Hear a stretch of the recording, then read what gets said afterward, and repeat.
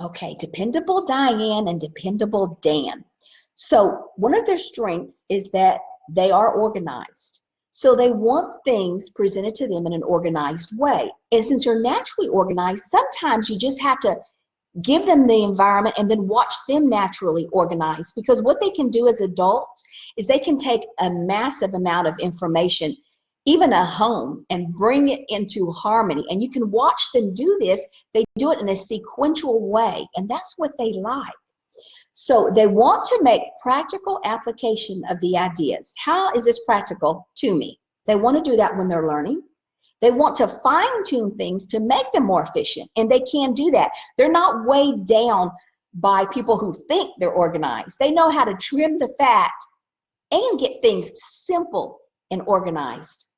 Since they give attention to detail, they want to know how to complete tasks, and they want to see that they're completed. They like those bar graphs to show the progress. They like the check-off list. Oh, look, I'm making progress for the day. I'm getting something done for the day. And they really don't know that other people don't live their life day by day thinking they didn't get anything accomplished for the day. Because when they wake up, they think, what am I going to get done for the day? Where other people don't worry about what they get done for the day. Sometimes they do. So the subjects they like: grammar, spelling, math, timelines, history. They even like collections. Now, it doesn't mean they're good in all these subjects, but they like these subjects because they teach things sequentially. They sometimes have an easier time understanding the core subjects, reading, writing, and arithmetic, and they do well at these because they're taught in a sequential manner. They like those subjects. So how do we teach them? Well, they're the ones, they like workbooks.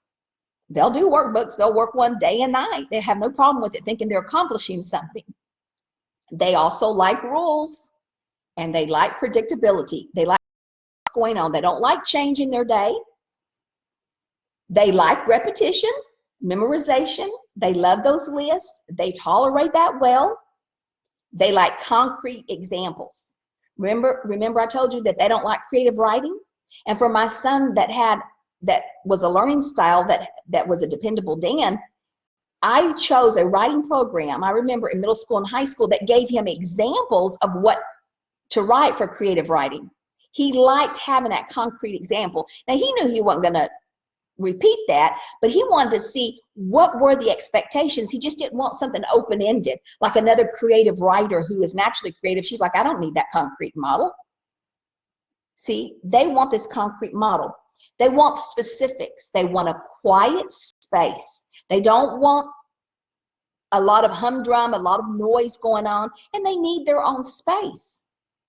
Otherwise, they get frustrated. If you have a learner like this and y'all really are learning all over the house, I suggest you find one spot in the house, even if it's their room, and you get it organized for them, a desk, a table, if you will, someplace where they can say, oh, all my stuff is organized. You will just see them jump for joy. They don't need a lot of help because they're naturally organized, but they want a place, an organized space to put their binders, their pencils, their calendar. They're real good at calendars and planners and creating planners and organizing. They just want a place. They thrive on collecting office supplies, like I mentioned earlier. They love routines. They love rules. They love tradition. They love predictability. And they don't want to learn from someone who is unorganized. But here's the thing, if you tend to be a little more knee-jerk reaction, a little more unorganized, you can just help them by giving them lists, and then they'll kind of organize themselves, but help them, give them a list of clear expectations for the day. Like I explained, they love binders, calendars, and notebooks. Now here's what they don't like, okay? They don't want too much to do for the day. It's not meaning they're hardworking. They'll get it done. And sometimes even they'll go and they'll just exhaust themselves because of their perfection tendency. You'll have to say, that's enough. That's good enough for the day. But what you can do better is be sure your checklist is not too huge, because they'll go above and beyond the checklist, what's on there. So we can keep them from being frustrated if we do that. They don't like procrastination.